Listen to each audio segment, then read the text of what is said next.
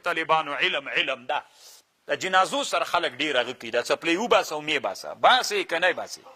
دا طالبانو ډېر اسانه مسله ده دا داسې چل ده زموږ حنفي فقها وایي طالبانو ورونو چې جنازه ده جنازه یې راوړه طالبانو دې دشته کې جنازه ده طالبانو ورونو تاسې خو په کتابونو د فقه کې یو بحث ویلی تطهیر د انجاسو نجس چې پاکیږي قسمه قسم شیانو باندې پاکیږي که نه بعضې شیان دي طالبانو په مښودلو پاکیږي بعضې شیان دي طالبانو چې انقلاب راسي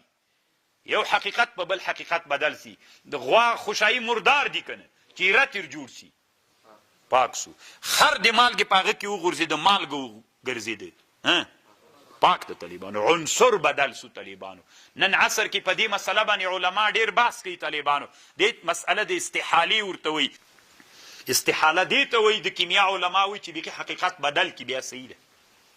حنبلیان څه دي طالبانو لالاګان الله دې دوی په حال رحم وکړي حنبلیان وایي که ګندنه دې وکرله یا د نور خضروات وکرل او هغې ته د کورنۍ پارو ورکوي دې خوړل ناروا دي ځکه وي دا په ناروا غسوي کوي او موږ وایي دا استحاله راغلی طالبانو مخکې چې یو کورني مواد مخدر وو اوس څوک سول اوس شنه بوټي سول دلته انقلاب دی چا راغی اوس طالبانو هغه نجاست ته طالبانو که اوس نباتات وګرځېدل اوس طالبانو انقلاب د عنصر دا ډېره لویه علمي مسله د طالبانو دې ته مسله د استحالې وایي په فقه کې ما څه خبر کوله طالبانو جنازې کې طالبانو نو اوس جنازه کې څپلۍ دې ککړه وه داسې وموښ په همدې پاکېږي که نه وایي قدري وکند اوس طالبانو جنازې ته راغلل جنازې ته چې راغللو اکثره د جنازې په دشتو کې کېږي که نه نو طالبانو فقها داسې وایي که چېرته دا کوم جنازې جي کې چې جنازه کېږي دا جای نجس و څوک و چې نجس و نو چې نجس و نو بل جای سته ده نه نو ته به داسې چل وکړې څپلۍ به وباسې صاحبه مبارکه چې څپلۍ دې وویستله نو پاس به په څپلۍ ودرېږي خو چې پاس طرف دې څپلۍ پاک وي چې پاس پې ودرېدلې نو جنازې مانځه کې طالبانو د ټول جای طهارت شرط ده که ته نه دې پښو نو د تو د نجاست په مابین کې څوک حیل راغی که اوس داسې چې د څپلۍ لرې که طالبانو یو پلاستیک راوړه په دې نجس جي باندې اوار که پاس پې ودرېږه مونځ څنګه ده صحیح ده که نه ده صحیح نو چپلاق هم د دغه په خاطر دي چې نجس وي هلته جای او که دا جای بیخي نجس نه ده طالبانو سپین نه واوره سوې ده جنازه ده بیا هم طالبانو علما شیخان طالبانو د مدرسو استادان بیا هم طالبانو څپلۍ وباسي په سیره پې ودرېږي و کور دې له غنمو ډک شه دا په هر حالت کې نه ده ولې داسې کوي اوس واوره پاکه ده که مرداره او چې د هغه سر نه په واوره روان وي جنازجي ته راورسېدلې که مرداره وي څوک ده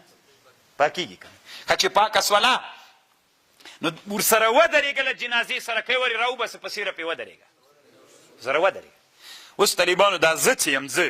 ما مخکې درته ویلي طالبانو موږ ابتکار و تحقیق کوو لت تقلید الاعما نه کوو زه کله چې جنازې ته لاړ سم طالبانو که نه نو خلک خو ماته بیا ډېر ګوري نو دوی طالبانو څپلۍ ویستلي سپین ږیري ویستلي ملا هم ویستلي شیخ صاحب هم ویستلي همدغسې جي کې یا همدغلته چې اوس جنازه مې طالبانو وي بس په سیره پاس پې ودرېږي او زه ما هم داسې پښو کړي وي نو ما ته راګوري چې دغه ملایانو دا 2000 ملایانو ویستلي دي ته یې ولې نه بس دا تقلید اعما ده طالبانو چې دا دوی کړی ده دا ویستل په کم حالت کې دي خاص حالت دا خو هغه حالت نه ده زه یې ولې وباسم که دا یې باسي بیخي دې په مځکه ودرېږي بیا دا نو چې ویې باسه پاس نه پې ودرېږه دا دوی ته کمال کاریږي دا طالبانو انا وجدنا علیه آباءنا ده قسم په الله کبل شي انا وجدنا علیه آباءنا ده کنې دا طالبانو په فتاوا علمګیریه کې سته دا په شامي کې سته دا ټول حنفي فقها دا مسله داسې لیکي تاسې ما په خبر پوه شولې ورځ تر بلې نه طالبانو موږ مترقي روان یو ټول افغانستان کې بس څپلۍ راوباسه په سیره پې ودرېږه څپلۍ راوباسه په سیره پې ودرېږه خاص حالت ده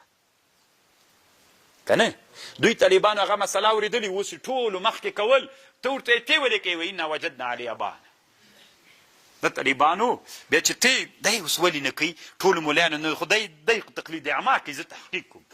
تحقیق اولاده که تقلید روان دی انشاءالله په یوه خبر دلته روح المانی دا کړې ده خذوا زینتکم عند کل مسجد اینه مراد د چپلیو سره لمونځ کول. خبر باندې پوه شو.